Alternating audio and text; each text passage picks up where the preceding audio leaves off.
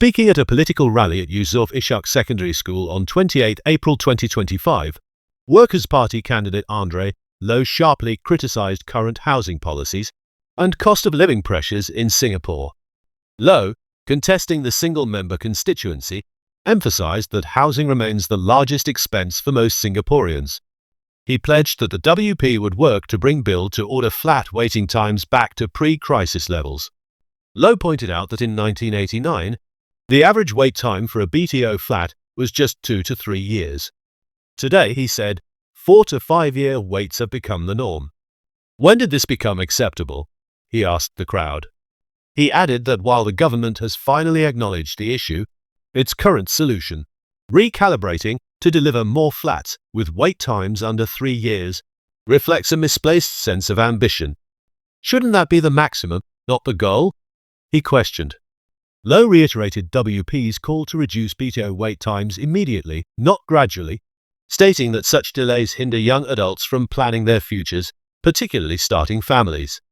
He further advocated for changes to eligibility rules, asserting that singles aged 28 and above should be allowed to apply for BTO flats. Currently, the minimum age is 35. This isn't just about singles, he said. Single mothers are also classified as singles. They have families. Why shouldn't they be able to provide a roof over their children's heads? Lo shared the story of a former schoolmate, aged 34, who earns a good salary and seeks independence. Yet, due to current policies, she may not secure her own BTO flat until nearly 40. Is this the Singapore we want? Lo asked, suggesting that it is unreasonable for hard-working adults to wait until their 40s to enjoy the dignity of personal space. He argued that these policy suggestions are not isolated, but reflect a fundamentally different vision of Singapore, one that puts people before statistics. Lo also criticized the government's handling of cost of living pressures, referencing his experiences walking the ground over the past 2 years. In every conversation at the Kopitiam, at the Hawker Centre, the message is the same. Everything is more expensive now, he said. He questioned recent government claims that inflation was easing, citing official statements from February. When we go to the supermarket, do we see our prices falling? He asked, contrasting statistical trends with daily realities faced by residents. Lo expressed particular concern for retirees, who have had to cut back on basic joys due to rising costs. This isn't just about statistics. It's about dignity, he said. The WP candidate reaffirmed his party's long-standing opposition to the recent goods and services tax increase. He argued that such tax hikes disproportionately impact lower and middle-income households. That 2% increase might seem trivial to those in ivory towers, he stated, but for many, it's the difference between comfort and anxiety. As a solution, Lo proposed exempting essential items from GST. These include basic foodstuffs, utilities, medicines, textbooks, and school supplies. He also suggested tiered pricing for utilities, where lower consumption would be charged at reduced rates.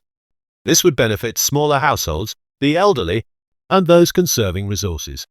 Why should ordinary families pay the same rates as those living in good-class bungalows, with wine cellars and multiple air conditioners running 24/7? He asked. Lo reaffirmed WP's proposal for a national minimum wage of 1,600 Singapore dollars, calling it a simple, dignified baseline that acknowledges full-time workers' right to a living wage. He described it as part of a broader commitment to represent the everyday interests of Singaporeans. Addressing his opponent, Ng Chee Meng from the People's Action Party, Lo clarified that he held no personal animosity. I have no doubt my opponent is a good man, he said. However, he criticized the ruling party for enabling worsening affordability, overseeing multiple GST hikes during a cost of living crisis, and failing to control housing prices.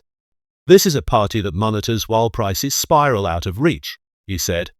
Lo urged voters to choose meaningful change in the upcoming election. You can vote for more of the same or vote for representatives who will fight for a more affordable Singapore, one that truly supports families.